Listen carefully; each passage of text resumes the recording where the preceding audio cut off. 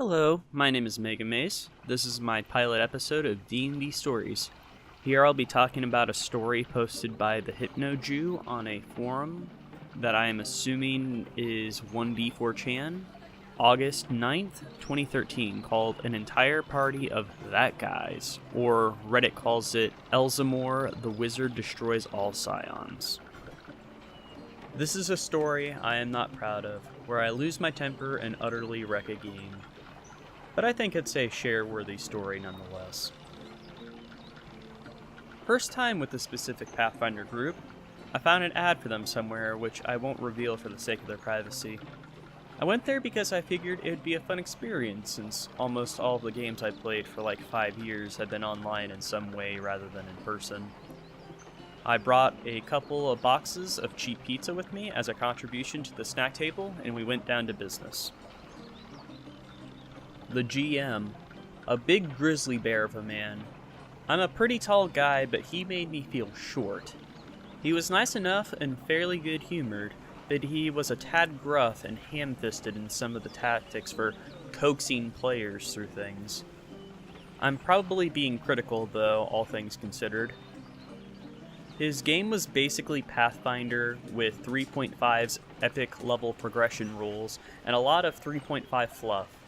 He also had a neat house rule about permanency applying to any spell/psionic effect for the standardized amount of gold for the spell's level, although it could be dispelled or disrupted as usual. I cringed when I heard that the story proper was going to be riddled with psionics, which I was far from a fan of. But I thought I'd grit my teeth and bear with it despite my prejudice against them. The plot was basically that magic was slowly falling out of use as more and more people spontaneously developed psionic powers, and the rest of the plot of the X-Men movies. I think that the GM didn't want to allow players to use psionics. But to be honest, I couldn't really tell because that went out the window way before the session began. We were level 20, supposedly the best of the best, and we were going to be facing epic level challenges. Nancy No-Chin, a scrawny little guy with what appeared to be a missing chin. He was quiet and out of the way, and he never really did much out of character, so I can't really comment too much on his real character. He played a monk/psionic fist/soul fist variant, which was basically the stereotypical Zen master self, I only want peace but will kill you guy of the party. The character was so bland, I don't even remember anything else about him. The fish face. She wasn't ugly, but she was bug-eyed and looked like she had silicone injections in her lips. So I couldn't help but superimpose a big carp over her every time I looked at her. It was probably for the best, because I was too distracted by this mental image to really pay attention to a lot of the stupid shit she said. She was at most times trying to drag politics or religion into debate where it was non sequitur, or a red herring altogether. Her character was an annoying as shit Wilder, who was the stereotypical, fiery-tempered Mary Sue. She geared up to be the nuke of the party.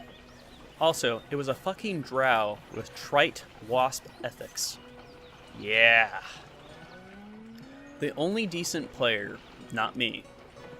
A really big guy and not all fun to look at. He was mostly pleasant and seemed to know his stuff. He wanted to play a bard, but the GM convinced him to play something else through the same means he convinced me not to be a UMD-focused rogue, and he ended up going for a magus. It was kind of interesting because he played him like a tribal warrior shaman whose tribe was in deep shit because of the developments of the more developed parts of the world and was attempting to save his people from being disturbed by the recent events. He was also really creative in combat. All in all, I think he was the only one who put real effort into the game. That faggot. This guy gave a bad name to faggots everywhere. He had no concept of personal space and no concept of, I'm not gay. Thankfully, he did have a concept of, if you touch me there again, I'm gonna pummel you and file a sexual misconduct suit. I suppose I'd be flattered if it was a woman, but goddamn, this guy was a fucking creeper. It didn't help that his character was what I called out of character, the date rape scion. Seriously, that faggot would probably turn people homophobic if they've never met a normal gay guy before. Me.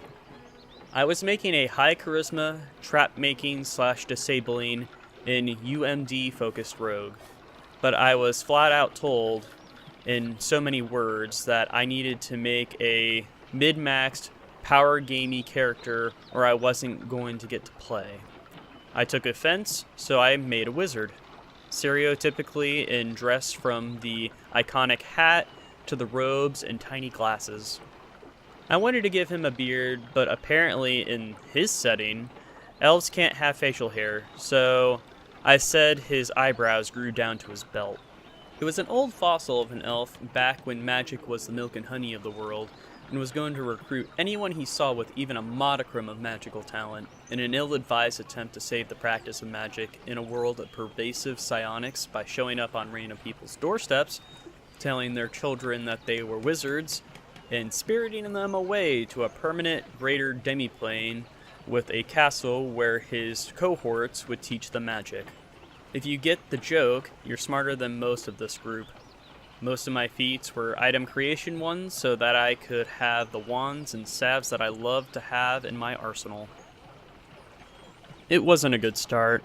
I was already being an asshat because I got sand in my over being told to min-max or GTFO, and Fishface and that faggot were annoying as fuck too, which was adding to my ire. We finally start the session. We congealed off the walls of a high-end tavern in some urban area, some plot, and then we go wander about. I spellcraft and detect magic every apprentice-aged kid I see, and try to discreetly determine if they have any talent. The GM blocked this at every turn for understandable reasons. I mean, it would derail things. Yet, at the same time, the date rape scion was dragging NPCs all the time and attempting to describe all the terrible things he was doing to them. I told him to knock it off more than the GM did, and the GM sent me a few warning glances about it. But seriously, I don't need to hear about the date rape scion unleashing all of his fetishes on villagers. The date rape scion also harassed my character in character, but I slapped a protection from evil on myself so he couldn't physically touch me for a while. I ended up making it permanent later because I knew the little fucker was counting down for the spell to expire so he can get on with touching my wizard inappropriately. Thankfully, I packed a lot of diamond dust with me for some of my more powerful magic, and so I could see what I can do with the GM's very generous permanency house rules. The fiery-tempered Wilder Sue gave my character flack, calling him a pedophile in character, with great vindication, as if it was the scummiest act imaginable, which was funny coming from a drow. Granted, I suppose some of my stuff with scouting students could appear a bit like that, but dear sweet Jesus, why target me and not the scion who's sneaking off to rape NPCs whenever we were pausing to investigate something? The Wilder continued to lambast me for some reason I didn't really understand, with which I retaliated with a long-winded pontification about how magic was dying and needed to be passed on. This had a lot of old man ramblings about the good old days, with lots of Partridge Farm references, and I ate up a lot of time with that. Although, I did stop to occasionally note that my character was indeed going about his business and proceeding towards the obvious goal of the current plot point. It was about a minute into my good old days spiel before she started talking over me with this weird line of dialogue. It was like she was projecting her hate for an ex onto my wizard and darboing the fuck out of him, which got confusing fast. So I used the message cantrip to talk to her in her ear about the good old days and leave the general area so my wizard would be out of earshot. Yeah, I know message establishes a two-way communication, but I argued that because magic was so obscure now, like someone being fluent in Esperanto in Asia, that she wouldn't know how without a spellcraft or knowledge arcana check of some kind. Fortunately, she didn't have either trained, and I got to be petty and talk about the good old days without having to listen to her in character, or thanks to the GM, out of character either. I kept it up for a couple minutes and went back to the plot right afterwards. The Wilder tried to PK me about 10 minutes later when I rejoined the group after a brief detour. Apparently, she was incensed after the fact that I found a cheap way to make it so that I didn't have to listen to her, but I could prattle on like the old man my character was. Luckily, I hadn't been flat-footed, having good sight on her, and I won the initiative. So, I beat her stupidly high spell resistance and turned her into a newt, because my wizard was all about the classics. One mage hand later, and I held her newtified body in my hand and decided that I'd talk about why the newt Baleful Polymorph was such a classic. The date raped scion and the monk scion both decided to defend her character and demanded that I release her at once. Not wanting everything to devolve into fighting, I played it off like my wizard thought they wanted her released into their custody, and told them that they looked like they could handle any of this kid's hissy fits. He handed her over and began to walk off, forgetting to undo the effect. They cleared their throats and got his attention about it, and told them that they could hire a court mage to dispel it, and they reminded me that mages were almost extinct. Oh! I then dispelled the Baleful Polymorph and went, "Silly me," and moved on. I think they were all pretty upset, save the Magus, who was being all sage and witch doctor-like in the background of all of this, and trying to keep peace like a good guy. Fishface, No Chin, and that faggot were clearly plotting since they were taking breaks to go off and huddle, and were passing notes during the session in what they probably thought was a discreet manner. Maybe it's my trained eye for catching students texting, but they were pretty obvious about it. I figured they were going to gang up on me at some point, so I just kept the scroll of plane shift in one hand, in case I had to make an escape, figuring being a wizard would let me excuse just happening to have a scroll ready. Fortunately, whatever was going to happen was put off when what was apparently the big bad evil guy showed up to cause havoc and monologue at us. We were told that he was awe-inspiring feats of psionic power were terrifying even to the likes of us, blah blah blah. We're obviously not supposed to fight him because he was too powerful. I would later find out that he was some level 40 scion / some psionic prestige class. Apparently he was trying to turn scions against non-scions, blah blah. Okay, he's a scion supremacist, not Magneto. Fishface tries to get my wizard killed by the big bad evil guy by attacking him and rolling bluff to make it look like it was me before cheesing it. No Chin and that faggot soon followed. The good guy Landwell stays for like a round before he gets out of there too, after my wizard assures him that he'd be fine and to go. I was only really worried about losing my gear since I had a cloning lab set up in my demi-plane and would appear there with a couple of negative levels and no items. Not that the others knew that. Those dicks just wanted my character to die. The big bad evil guy looks at me and asks who dares attack him. I played the part of a senile old man picking up his scrolls and looking through them while failing to make a coherent statement. While doing this, I asked the GM for a planes check so that what I'm about to do isn't metagaming. My obscenely high planes roll lets me know, in the GM's words, everything about the plane of force, which was the specific plane that I wanted to know about. I managed to get out a read magic in the meantime, which the GM was nice enough to not make me roll initiative for, and I activate a scroll of time stop that I had retrieved in the Confused Old Man Act. I get lucky on the roll, and I've got 5 rounds to do whatever in. So what do? I cast Planar Adaptation on myself, pull out a Scroll of Gate, and slide over to a specific point of the Plane of Force, the point that Scions have the strongest connection. Because of the various books that the GM had informed me that he was using, I knew on a meta level that Scions are all connected to the Plane of Force. If you do it right, you can go on an Easter scavenger hunt and sever a Scion's ties to the plane, which is a lot like forcibly making a cleric or paladin lose their favor in their god. All of those abilities go bye-bye. Since the GM was so kind to tell me that I knew everything about the Plane of Force, I thought I'd go and ruin the big bad evil guy's day. Now, I only had 3 rounds left in my time stop, and I didn't really want to risk the big bad evil guy figuring out what happened and being trapped with a level 40 Scion on the plane of force, wizard or not. So I got busy and cast Gate, a gate to the point where the place between the negative energy plane and the quasi-elemental plane of void. I then take advantage of the GM's oh-so-generous permanency house rule and dump 25k gold worth of diamond dust, out of about 100,000 that I had on my person, on making the gate permanent.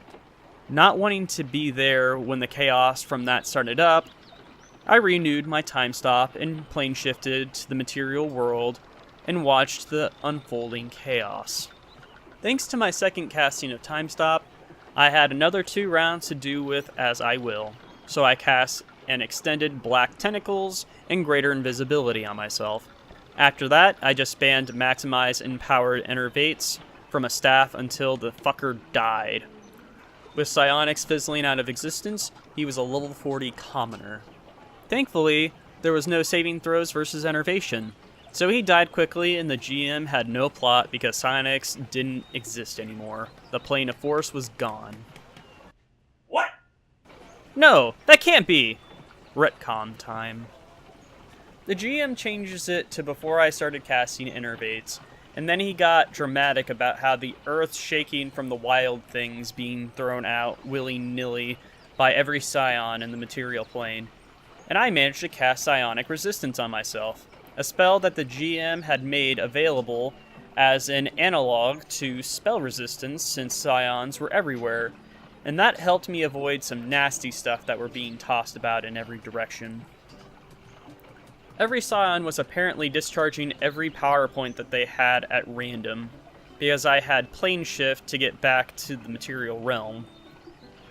The big bad evil guy apparently still had his Psionics under full control, and I was confronted with a monologue of doom with psionic chaos being thrown around in the midst of it for drama.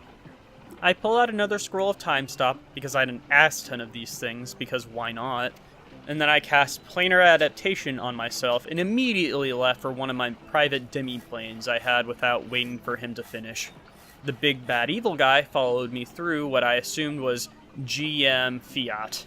So I cop out and get a scroll of greater demi-plane out of my handy haversack. A scroll because I don't have 6 hours to actually cast the spell. So I add a new property to my demi-plane we were standing in. I chose non-psionic. The GM stared at me blankly. I said that one of the many things you can do to a demi-plane is make it so that there's no magic in it. Since he provided so many magical things that can affect psionics, like psionic resistance, detect psionics, and other things for the sake of the setting, and left it open for other things, I said that it was only logical that I can do it with a demiplane. He vetoed it by saying that psionic connections to the plane of force is inherently different from magic, so a demiplane couldn't block it out, even though there's such a thing as an anti-psionic field. But whatever. I personally think it was the GM not wanting his terrible big bad evil guy to be turned into a level 40 commoner again, but that's just my opinion. Since the GM vetoed letting me negate psionics, in this plane, I had a bunch of constructs of mine crafting shit because you can totally do that if you give them a brain. Expensive, but awesome. This demiplane had a fire-dominant elemental trait, so my constructs that healed from fire damage and got obscene amounts of HP per round, and already had a buttload of temp HP on top of that, of their normal max, because this is where they lived. So I cast Dimensional Anchor on the big bad evil guy, and used my control over the constructs to just have them drop what they were doing and mob him. I cast Greater Invisibility, an anti-detection spell, and spam Maximize Empowered Enervations. At this point, I was told, "You're out," and got thrown out of the host's house. The GM didn't even bother to rocks fall me. He just told me I was out. No matter how many retcons the GM used, he couldn't think of a way to salvage his plot without writing me out of the game. And that is how I got kicked out of a Pathfinder group first session. I do want to thank everyone for listening. Again, this is just a pilot episode. I don't know if I'm going to do these for the long term, but if you do like it, please leave me a like and comment on if there's any other stories I should do, or if there's something I can try to improve. Again, thanks everyone for listening, and you all have a great day.